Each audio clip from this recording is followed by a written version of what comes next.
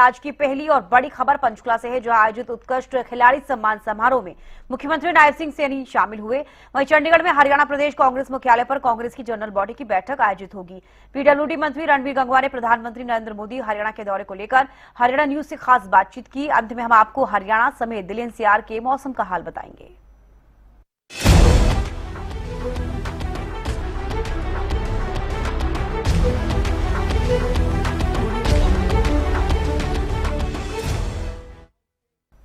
पंचकुला में आयोजित उत्कृष्ट खिलाड़ी सम्मान समारोह में मुख्यमंत्री नायब सिंह सैनी ने 198 खिलाड़ियों को सम्मानित किया और 20 करोड़ 59 लाख रुपए की सम्मान राशि वितरित की। इस दौरान मुख्यमंत्री ने कहा कि खेल के मैदान में केवल पदक ही नहीं बल्कि चरित्र का भी निर्माण होता है। उन्होंने खिलाड़ियों को भारत के सामर्थ्य और भविष्य का प्रतीक बताते हुए कहा कि चुनौतियों का सामना कर आगे बढ़ने वाले ही इतिहास रचते हैं। मुख्यमंत्री ने बताया कि पिछले 12 वर्षों में 16,948 खिलाड़ियों को 709 करोड़ रुपए की पुरस्कार राशि दी जा चुकी है। उन्होंने कहा हरियाणा खिलाड़ियों का हब है। प्रदेश में 2000 खेल नर्सरियां संचालित है और खेल अकादमियों में खिलाड़ियों को डाइट मनी भी दी जा रही है। कार्यक्रम के अंत में उन्होंने नशा मुक्त हरियाणा, खेल युक्त हरियाणा का संदेश दिया।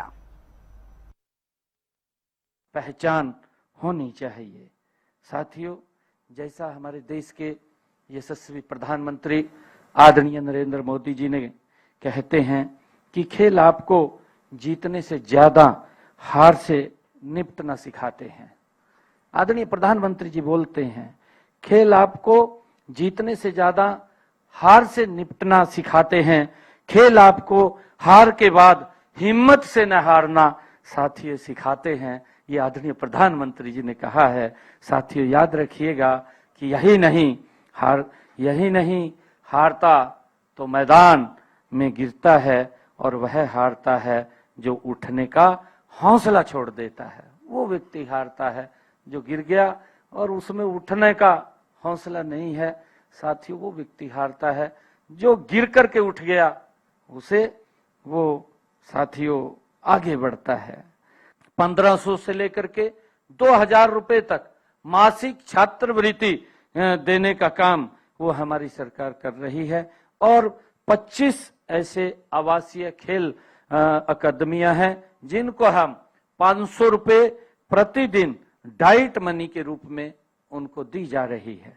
साथियों, खेल बुनियादी ढांचे को 12 वर्षों में लगभग 1100 करोड़ रुपए हमने इसके लिए खर्च किए हैं और खेल विभाग का बजट जो 13-14 के अंदर था, हमें इस बात को भी ध्यान में रखना चाहिए कि 13-14 में जो खेल विभाग का बजट था वो 163 करोड़ रुपए था, जो आज हमने बढ़ा करके 668 करोड़ 42 लाख रुपए उसको करने का काम किया है।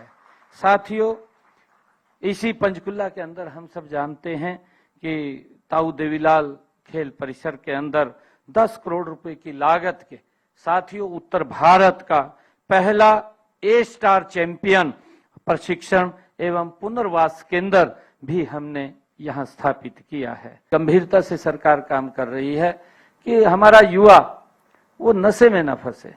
साथियों, उसको लेकर के मैं सभी खिलाड़ियों से ये कहना चाहूंगा, आप भी इसके अंदर जरूर अपना योगदान दें कि अगर आपके गांव में, आपके वार्ड में कोई युवा अगर नशे के अंदर फंसा हुआ है, उसको आप समझाने का काम करें, उसको अपने साथ लगाएं और अपने साथ लगाएंगे तो वो बाहर निकलेगा।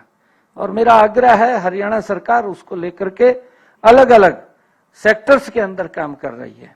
हम ऐसे लोगों के खिलाफ भी बहुत सख्त कार्रवाई कि जो नशे के कारोबार में शामिल हैं, हम बहुत सख्त कार्रवाई उनके खिलाफ कर रहे हैं। जमानत भी नहीं होती, हमारी पुलिस उनके खिलाफ कड़ी कार्रवाई करती है। किसी को साथियों अधिकार नहीं है कि हमारे बच्चों को नशे में धकेल करके हमारी पीढ़ी को खराब करे। ये हम कभी भी इसको स्वीकार नहीं करेंगे और ना साथियों हम इसको अलाउ करेंगे। ये हमारे लिए बहुत प्रायोरिटी का विषय है और मेरा आपसे आग्रह है कि इसके अंदर आप लोग अपना एक महायोगदान देने का काम करें। हरियाणा के मुख्यमंत्री नायब सिंह सैनी आज पंचकुला में आयोजित उत्कृष्ट खिलाड़ी सम्मान समारोह में शामिल हुए। इस दौरान उन्होंने खिलाड़ियों का सम्मान किया और साथ ही साथ आपको बता दें कि उन्होंने कुल 198 खिलाड़ियों को करीब 20 करोड़ से ज्यादा सम्मान राशि दी। इस दौरान उन्होंने खिलाड़ियों का उत्साहवर्धन भी किया। उन्होंने कहा कि आप ना सिर्फ मैदान के विजेता है बल्कि अपने असली जीवन के भी विजेता है। जब कोई खिलाड़ी कोई पदक जीतता है तो ना सिर्फ खुद का नाम रोशन करता है बल्कि अपने परिवार, अपने गांव कस्बे के साथ साथ राज्य और देश का नाम रोशन करता है। उन्होंने राज्य सरकार द्वारा खेल और खिलाड़ियों को लेकर चलाई जा रही योजनाओं के बारे में भी बताया। उन्होंने कहा कि कैसे राज्य सरकार क्लबों को डाइट के लिए पैसे दे रही है। इसके अलावा खेल और खिलाड़ियों को लेकर हमेशा से राज्य सरकार गंभीर रही है। इतना ही नहीं, उन्होंने बताया कि जब भी कोई राष्ट्रीय अंतर्राष्ट्रीय स्तर पर टूर्नामेंट होता है तो हरियाणा के खिलाड़ियों का दबदबा हमेशा से देखा जाता है। सालों से यह चलता आया है। हमें ना सिर्फ ये कायम रखना है बल्कि इसको और आगे बढ़ाना है। आपको बता दें कि हरियाणा के सीएम नायब सिंह सैनी ने एक बड़ी बात कही। उन्होंने खिलाड़ियों को, खासकर युवा खिलाड़ियों को यह आग्रह किया कि आप नशे से दूर रहिए। उन्होंने कहा कि जब भी कोई युवा खिलाड़ी मैदान पर जाते हैं यानी खेल से जुड़ते हैं तो अपने आप वो नशे से दूर होते हैं। उन्होंने खिलाड़ियों से आग्रह किया कि आप अपने गांव कस्बे में जो भी युवा हैं जो नशे का शिकार हो रहे हैं, जो नशे से ग्रसित हो रहे हैं, उसको भी आप अपने साथ लेकर जाइए और साथ ही साथ उनको मैदान तक लेकर जाइएगा तो वो भी नशे से दूर रहेंगे। तो कुल मिलाकर आज के इस सम्मान समारोह में ना सिर्फ उन्होंने खिलाड़ियों का सम्मान किया, ना सिर्फ उनका उत्साहवर्धन किया, बल्कि राज्य सरकार द्वारा खेल और खिलाड़ियों को लेकर जो योजनाएं चलाई जा रही है उनका भी उन्होंने बखान किया। कैमरामैन राज के साथ मैं शशि शेखर, हरियाणा न्यूज के लिए। चंडीगढ़ में कल हरियाणा प्रदेश कांग्रेस मुख्यालय पर कांग्रेस की जनरल बॉडी की बैठक आयोजित होगी। बैठक में हरियाणा के नवनियुक्त प्रभारी संजय दत्त पहली बार प्रदेश के नेताओं के साथ बैठक करेंगे। इसमें नेता प्रतिपक्ष, सांसदों सहित पार्टी के वरिष्ठ नेता और पदाधिकारी मौजूद रहेंगे। बैठक में संगठन को मजबूत करने और आगामी राजनीतिक रणनीति पर चर्चा होने की संभावना है।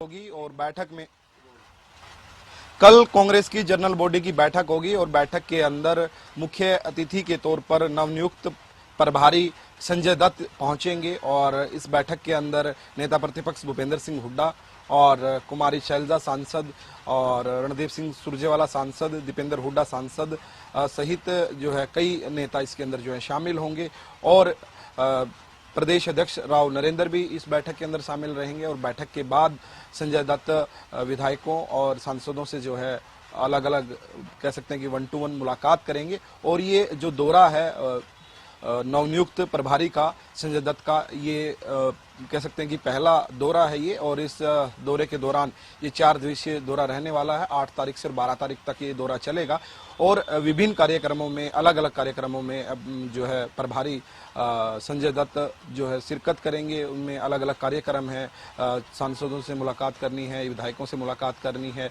और जो SIR की जो प्रक्रिया जारी है उसकी जो समिति बनाई गई है कांग्रेस की, उस समिति से भी जो है विस्तृत चर्चा करेंगे और भी जो कह सकते हैं कि कई जो पार्टी के पदाधिकारी हैं उनसे भी बातचीत करेंगे। तो लगातार 4 दिवसीय ये उनका दौरा रहने वाला है और इस दौरे के दौरान कई महत्वपूर्ण बैठकें जो है रहने वाली है। वीडियो जर्नलिस्ट विनय के साथ प्रदीप शोकंत, हरियाणा न्यूज, चंडीगढ़। होगी पीडब्ल्यूडी मंत्री रणबीर गंगवा ने प्रधानमंत्री नरेंद्र मोदी हरियाणा के दौरे को लेकर हरियाणा न्यूज से खास बातचीत की और इस दौरान उन्होंने कहा 17 जुलाई को प्रधानमंत्री नरेंद्र मोदी हरियाणा के दौरे पर जींद से हाइड्रोजन ट्रेन को हरी झंडी दिखाकर प्रदेशवासियों को बड़ी सौगात देंगे। उन्होंने कहा कि प्रधानमंत्री का हरियाणा से विशेष लगाव है और उनके स्वागत की तैयारियों की रूपरेखा सरकार बना रही है। एचपीपीसी बैठक पर प्रतिक्रिया देते हुए गंगवा ने कहा कि सरकार विकास कार्यों को गति देने के लिए प्रतिबद्ध है। वहीं SIR प्रक्रिया पर उन्होंने कहा कि अंतिम चरण में है और बूथ स्तर पर BLO व कार्यकर्ता अपना दायित्व निभा रहे हैं।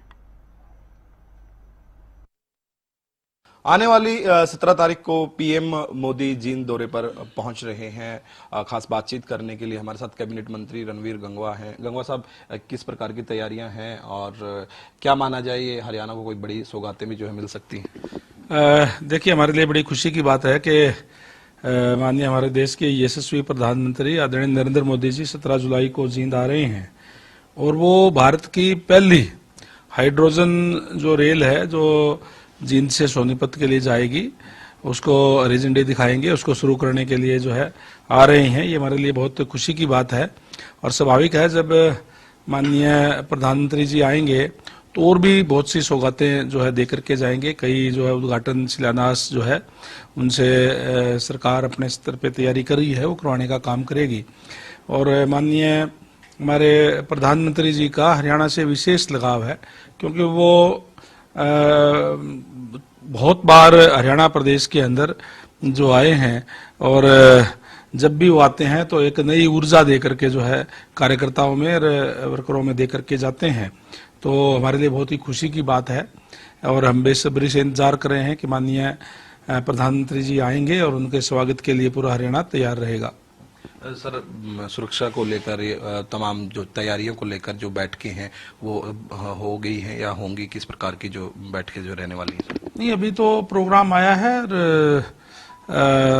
इसी तमाम चीज़ों के लिए, तैयारियों के लिए, जगह के लिए अभी माननीय सीएम साहब ने अभी बैठक बुलाई है। कल जींद के अंदर ही बैठक होगी, पूरी रूपरेखा जो है तैयार माननीय सीएम साहब की अध्यक्षता के अंदर होगी। सर, कल बड़ी बैठक हुई है एचपीपीसी की और एचपीडब्ल्यूपीसी की बैठक काफी देर तक रात तक चली है। क्या कुछ उनके अंदर किन किन जो है खरीद योजनाओं को लेकर जो है मोहर लगाई गई? सर देखिए, दो चीजों की थी, एक तो परचेज की थी और एक वृक्ष की थी, और दोनों ही चीजें जो हाई पावर परचेज कमेटी के अंदर जो आती है, माननीय सीएम साहब की अध्यक्षता के अंदर ये मीटिंग थी और इसमें कुल मिलाकर के 15 एजेंडे थे, जिसमें से 4 एजेंडे खरीद के थे और बाकी एजेंडे जो वृक्ष के थे। जो खरीद के थे वो तो एक तो एग्रीकल्चर का और एक बाकी जो है इसके बिजली विभाग के थे, और जो काम थे वो अलग अलग के, चाहे वो सड़क के थे, चाहे वो एसटीपी के थे, चाहे सीवर लाइन के थे, वो जीएमडीए, एफएमडीए, एसएमडीए और पब्लिक हेल्थ डिपार्टमेंट के जो है वो थे, जो जिनको उसके अंदर नेगोशिएशन करके और उनको एजेंसीज को देने का काम किया गया है। सर, एसआईआर की प्रक्रिया किस प्रकार की जो है चल रही है, क्या कुछ कहेंगे उसको लेकर? एसआईआर जैसे आपको पता ही है कि 15 जून से लेकर के 14 जुलाई तक ये एसआईआर जो है चलेगी, और अब अंतिम चरणों में की तरफ एसआईआर जा रही है और लगातार हमने अपने जो बूथ लेवल पे BLO2 और हमारे जो पार्टी के पदाधिकारी है उनको लगाया हुआ है और लगातार उस पे निगरानी रख करके जो है एसआईआर करवा रहे हैं। और मैं समझता हूं कि इसके अंदर जो फर्जी वोट है वो काटे जाएंगे, जिसकी डेथ होगी वो काटे जाएंगे, किसी डबल वोट है तो वो भी काटे जाएंगे, और जो नए वोट है वो बढ़ाए जाएंगे। एक प्रक्रिया है और ये समय समय पर होती है। पिछले 2002 के अंदर ये हुई थी और अब ये शायद 11वीं बार जो है ये एसआईआर जो है देश के अंदर हो रहा है। धन्यवाद सर। ये थे हमारे साथ कैबिनेट मंत्री रणवीर गंगवा साहब, जिन्होंने तमाम जानकारी दी और उन्होंने बताया कि ये कह सकते हैं कि जो दौरा है बेहतरीन दौरा रहने वाला है, क्योंकि देश के प्रधानमंत्री जींद पहुंच रहे हैं और एक बड़ी सौगातें जो है हरियाणा को मिल सकती है। वीडियो जर्नलिस्ट विनय के साथ प्रदीप शोकंद, हरियाणा न्यूज, चंडीगढ़। हरियाणा में मानसून पूरी तरह से सक्रिय हो गया है। मौसम विभाग ने प्रदेश के 7 जिलों में बारिश का अलर्ट जारी किया है। करनाल और अंबाला में झमाझम बारिश हुई, जबकि करनाल के कई इलाकों में जलभराव की स्थिति देखने को मिली। बारिश के चलते तापमान में गिरावट आने से लोगों को गर्मी से राहत मिली है। मौसम विभाग के अनुसार प्रदेश में अगले 4 दिनों तक बारिश का सिलसिला जारी रहने की संभावना है। राजधानी दिल्ली में मौसम काफी सुहावना हो चुका है। लगातार जैसे ही मानसून ने राजधानी दिल्ली में दस्तक की है, जिसके बाद मौसम की अगर मिजाज की बात करते हैं तो काफी सुहावना हो गया। आज सुबह कड़ी धूप थी, अनुमान लगाया जा रहा था कि प्रचंड गर्मी का सामना, उमस का सामना राजधानी दिल्ली के लोगों को करना पड़ेगा। मगर जिस प्रकार से इस वक्त हम इंडिया गेट पर मौजूद हैं और दिल्ली की जो जनता है, वहीं आसपास के जो लोग घूमने यानी जो टूरिस्ट भी आते हैं, वो भी इस मौसम का लुत्फ उठा रहे हैं, क्योंकि झिलमिल वर्षा हो रही है। यानी घूमने के लिए सबसे उपयुक्त ये समय हो जाता है, ये वर्षा हो जाती है। यानी पूरी तरीके से राजधानी दिल्ली के लोग मजे ले पा रहे हैं, इंडिया गेट के पास घूम पा रहे हैं। और गर्मी जिस प्रकार से सुबह से लोगों को परेशान कर रही थी, उमस भरी गर्मी थी, वहीं उससे राहत आम जनता को अब जरूर मिली है, क्योंकि आज पूरे दिन इसी प्रकार का मौसम बना रहेगा।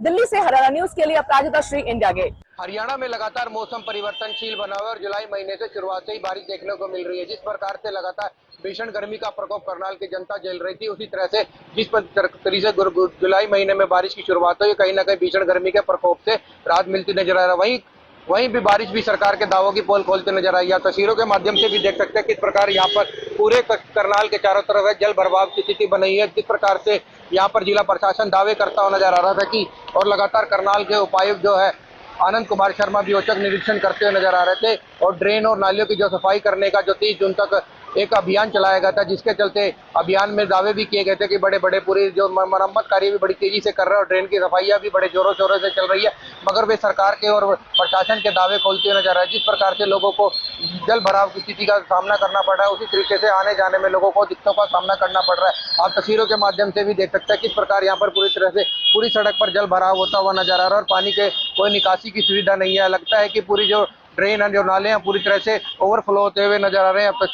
जिस प्रकार से सड़कों पर पानी जमा हुआ है, कई स्थानों पर अवरुद्ध जल निकासी व्यवस्था ने नगर निगम और संबंधित विभागों की तैयारियों की पोल खोल दी है। हर वर्ष बरसात से पहले नालों की सफाई और जल निकासी व्यवस्था को दुरुस्त करने के दावे किए जाते हैं, लेकिन पहले ही बारिश ने कई क्षेत्रों को जलमग्न होना इन दावों पर सवाल खड़े करता है। और यदि ड्रेन रहती व्यवस्था में सुधार और नियमित सफाई सुनिश्चित की जाती तो इस तरह की काफी हद से बचा जा सकता था, क्योंकि निगाहों में प्रशासन का कहना है कि जिस तरीके से प्रशासन दावे करता हुआ नजर आता, औचक निरीक्षण भी किया था करनाल के उपायुक्त ने, मगर किस प्रकार से यहाँ पर सरकार के और जिला प्रशासन की पोल खोलता हुआ नजर आ रहा है। अब देखना है कि क्या जिला प्रशासन इस पर कार्रवाई करेगा या नहीं करेगा। करनाल से हरियाणा न्यूज के लिए विकास कुमार जी।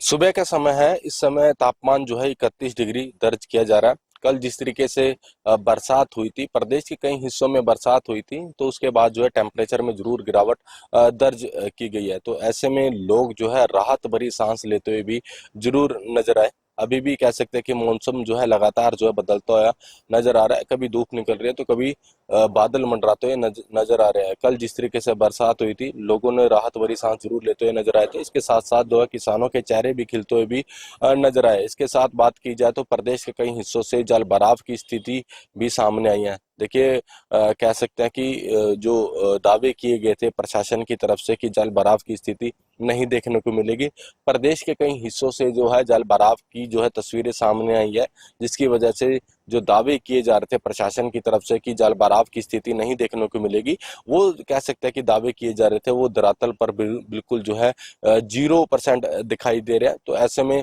अभी मॉनसून एक्टिव हुआ है हरियाणा के अंदर और जुलाई की स्टार्टिंग हुई है। तो ऐसे में अनुमान आज भी लगाया जा रहा है कि बरसात होगी, तो बरसात के बाद जो है फिर से जो है तापमान में गिरावट दर्ज की जाएगी। और आज का अधिकतम तापमान कुरुक्षेत्र की बात की जाए तो 34 से 35 डिग्री तक जो है जा सकता है। और बरसात को लेकर भी जो अलर्ट किया गया है, देखिए बरसात हो सकती है और आने वाले दिनों तक इसी तरीके से जो है मौसम बना रहेगा, बरसातें होगी और ऐसे में टेम्परेचर में जरूर गिरावट दर्ज की जाएगी।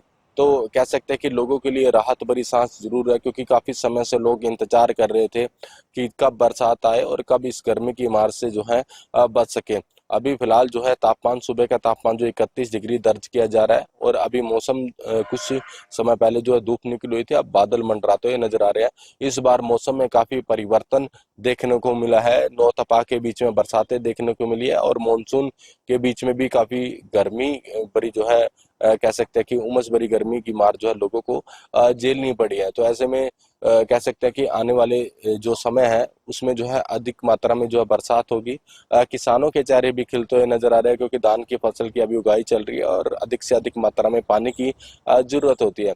अभी मौसम बहुत ही सुहावना होता है नजर आ रहा है। इससे पहले कुछ ही समय पहले जो है धूप भी निकली हुई थी और अभी कह सकते हैं कि बरसात होगी तो फिर से जो है टेम्परेचर में गिरावट दर्ज की जाएगी। लोगों के लिए गर्मी से राहत मिलती नजर आएगी। कुरुक्षेत्र से गगन सांगर, हरियाणा न्यूज के लिए। मौसम विभाग ने हरियाणा प्रदेश के 7 जिलों में बरसात का अनुमान जारी किया है, जिनमें महेंद्रगढ़, रेवाड़ी, नूंह, अंबाला और पंचकुला में बरसात होने की उम्मीद है। मौसम विभाग का अनुमान है कि इन जिलों में 25 से 50% बरसात का अनुमान है और जिससे तापमान में भी गिरावट देखने को मिलेगी, क्योंकि अब मानसून जो है वो पूरे प्रदेश में सक्रिय हो गई है और आने वाले 4 दिन के दौरान प्रदेश के अधिकतर जिलों में अच्छी बारिश का अनुमान जताया है।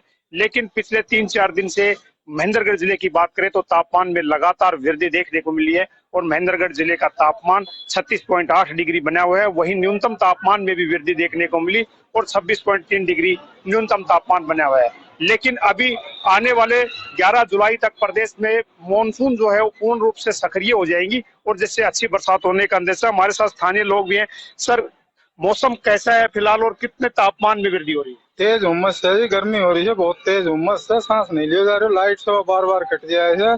और जो बारिश थी ना वो पहले बूंदाबांदी हुई थी, हल्की बूंदाबांदी, उससे बार बार बारिश नहीं हुई थी जी।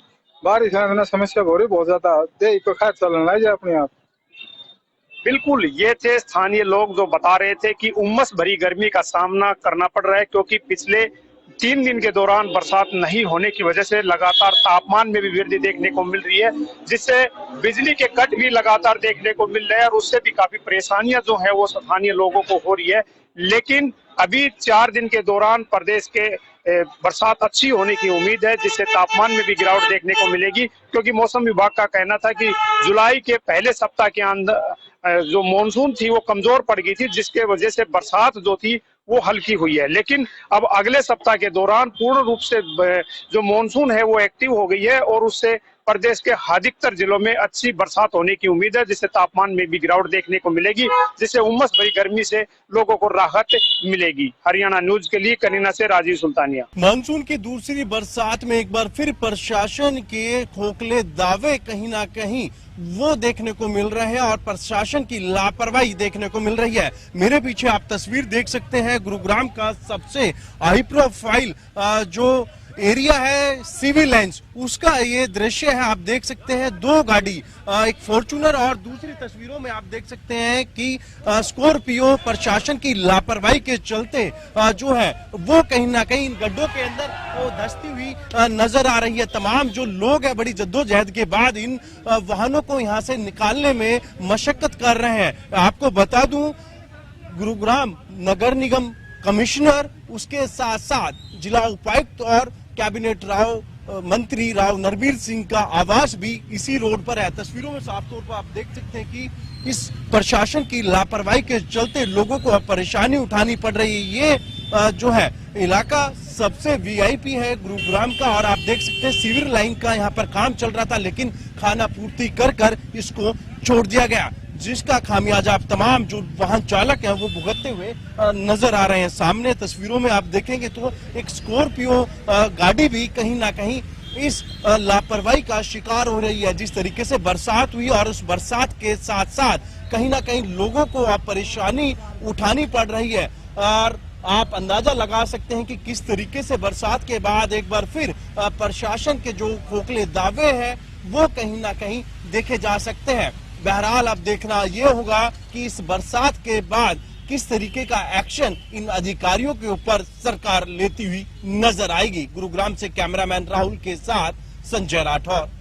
इस मानसून में बरसात के दौरान सड़कों पर लंबा जाम न लगे और लोगों को इस जाम से दो चार न होना पड़े, इसको लेकर गुरुग्राम ट्रैफिक पुलिस अब मुस्तैद नजर आ रही है। तस्वीरों में साफ तौर पर आप देख सकते हैं गुरुग्राम के राजीव चौक पर मैं मौजूद हूं, जहां पर अक्सर बरसात के दौरान जल भराव हो जाता है और लोगों को घंटों कहीं ना कहीं जाम में जद्दोजहद करनी पड़ती है। खासतौर बात करें तो राजीव चौक से हीरोंडा चौक जो कि नरसिंहपुर तक जाता है, हर बरसात में वहां रेंगते हुए नजर आ रहा है। तो दूसरी तरफ तस्वीरों में आप देख सकते हैं सोना रोड, जो अक्सर कहीं ना कहीं बरसात के दौरान जल भराव की वजह से मशहूर है। अब ऐसे में ट्रैफिक पुलिस गुरुग्राम के द्वारा 180 ऐसे पॉइंट्स चिन्हित किए गए हैं जहां बरसात के दौरान जल भराव हो जाता है और लोगों को घंटों जाम में जूझना पड़ता है।